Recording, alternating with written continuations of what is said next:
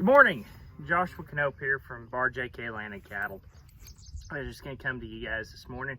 Yesterday I read in a Cattlemen's publication an article entitled "Have We Changed?" And the author of this article, his question was, have we changed? So he brought up that in our industry in the past we've wanted no government intervention, no government involvement within the industry. And in posing this question, or the lead up to it, he referenced that a gentleman came up to him and told him that about a bill, and I believe it was 5014 that he was talking about, where the individual said that this is going to be good for our industry. And as everybody knows, that 5014 is going to be where the packers have to procure 50% of the cattle needs from a cash negotiated market and slaughter those cattle within 14 days of purchase. And so he brought up that now all of a sudden, in his opinion, we're wanting government involvement within the industry, or government regulations within the industry. And he proposed the question, have we changed? Well, my answer to that question is yes, the cattlemen have changed. And here's why. So with everything that's been going on in the last 3 months or so, and really since the Tyson plant fire in Holcomb, Kansas last fall, we've woken up as cattlemen to the amount of corruption that is within our industry. We're now, all of this is brought to light, the amount of corruption that has been going on for years within our industry. It brought to light the dangers of having a monopoly within the packing industry, having only 4 companies that control over 85% of the market.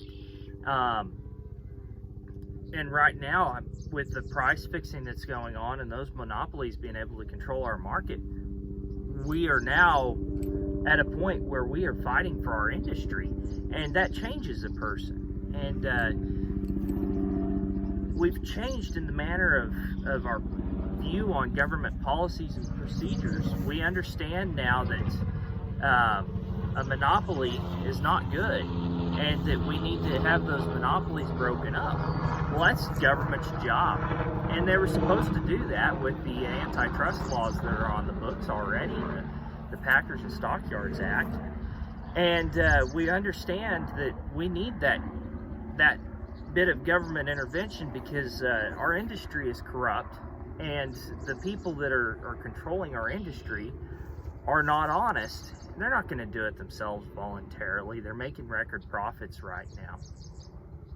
And so, yes, the cattlemen have changed.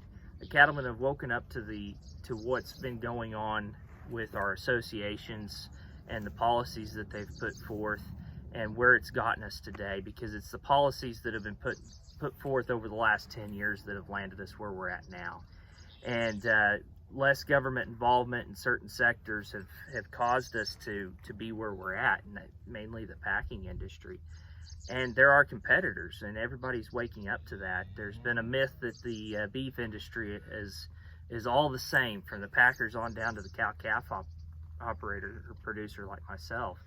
And we're realizing that is a myth. That's not true. The packers are our competition, our competitors, and our competitors control our markets now. And so yes, we have changed in that fact that we're now fighting to change that, to break up that control, break up those monopolies, allow us to become profitable again.